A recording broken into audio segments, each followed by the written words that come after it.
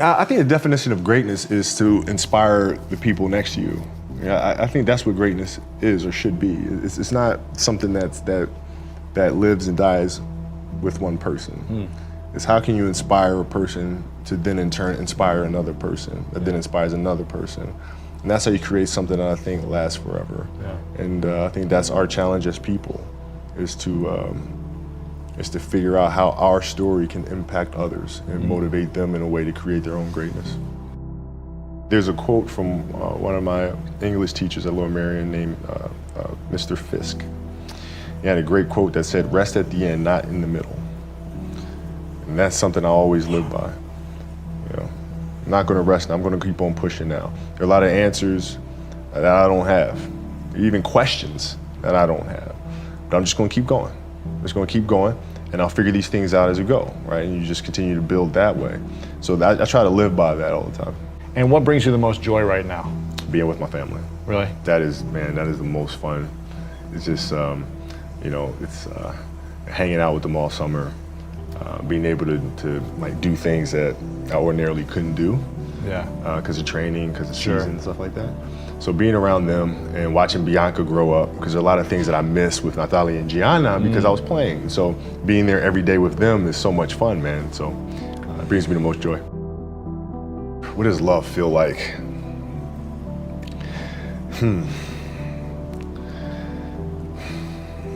Happiness is such a, I think I would describe love as happiness. I think I'd describe it as a beautiful journey. You know, it has its ups and downs, right? Whether it's in marriage, whether it's in the career, you know, things are never perfect. Yeah. But through love, you continue to persevere and you move through them. You move through them. And then through that storm, beautiful sun emerges. Yeah. Right? And inevitably another storm comes. And guess what? You ride that one out too. Yeah. So I think love is a certain determination and persistence to go through the good times and the bad times with the someone or something that you truly love. My parents were great. You know, growing up, you know, they instilled in me the importance of imagination, of curiosity, and understanding that, okay, if you want to accomplish something, I'm not just going to sit here and say, yes, you can do whatever you want. Yes, you can, but you have to also put in the work to get there, right? So they taught me that at a really early age, man. And when you grow up as a kid thinking that the world is your oyster, all things are possible if you put in the work to do it, you know, you grow up having that fundamental belief. My mom was there on a daily basis. My father was really influential at a really critical time where I had a summer where I played basketball when I was like 10 or 11 years old, in a very prominent summer league in Philadelphia called the Sunny Hill League. Where my father played, my uncle played, and they were like all-time greats and some stuff. And Wilt Chamberlain played in the league, you know, Earl of Pro Monroe played in the league. And here I come playing, and I don't score 1 point the entire summer. Really? Not one. How old were you? 11, 10, 11. And you're playing against other 10, 11-year-olds? Or you didn't score once? Not one. Were you in the game? I was in the game. How'd you not score? Because I was terrible. Really? Yeah. At 10, 11 years old, you were that awful. terrible. I mean, you know, and I had these big knee pads on because I was growing really fast. I had socks all the way up here, and I had like the high top Skinny, fade, like skinny as hell.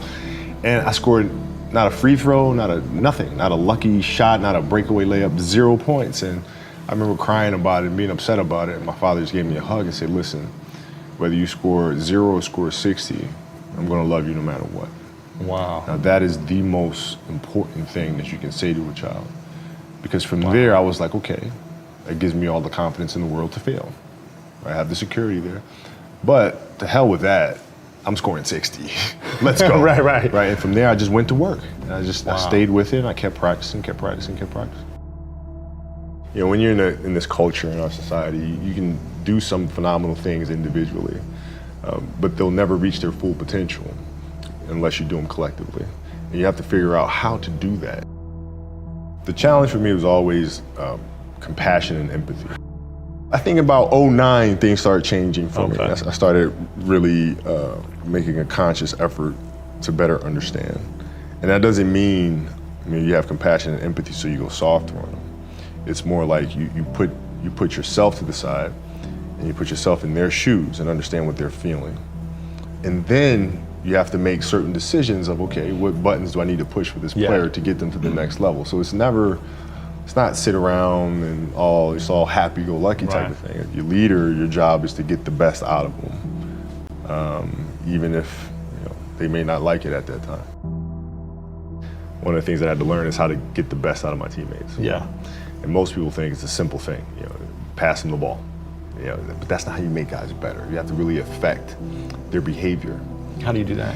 So, I would tell guys, we got back-to-backs. I don't care if we're in Miami, I don't care if we're in a great city of Chicago, you can't go out, we gotta get rest. Right? Back-to-back games. Back-to-back games, right? Monday, Tuesday. You play Monday, you play again Tuesday. Guys aren't gonna listen, right? Right. So a few times say, all right, we'll all go out. We'll go out together. Really? I'll drink with you, right? But the next morning, I'm banging on your door at 5 in the morning. Let's go. They're not getting Where are we going? I hung out with you, now you come hang out with me. Wow. This is what we do, all right, let's go. And we're at the gym, we're working out, right? We hit the bus, we go to practice, we play that night. And they're dead. And they're dead, and they're like, oh, lesson learned. Really? Lesson So learned. take them out once. Listen, if you're gonna do that, but don't let that compromise what we're here to do. Right. This is why we're here. This is why you're here in the first place. What does losing feel like to you? It's exciting. Why is it exciting? Because it means you have different ways to get better. There's certain things that you can figure out that you can take advantage of, right? Certain weaknesses that were exposed that you need to shore up, right? So it was exciting. I mean, it sucks to lose, Right. but at the same time, there are answers there if you just look at them. I'll give you an example. So Katie Lou Samuelson is one of the best college basketball players in the country. She plays at UConn, she's gonna be a senior. And they just had a really tough season last year where they lost to Notre Dame in the final. And so I asked her, I said, have you watched the Notre Dame game? She was like, no. I said, well, why not? I said, I don't wanna watch that. I said, I know you don't, but you're gonna play Notre Dame this year, yeah? Yeah. What's the chances you see him again in the final? She goes, well, you probably see him again.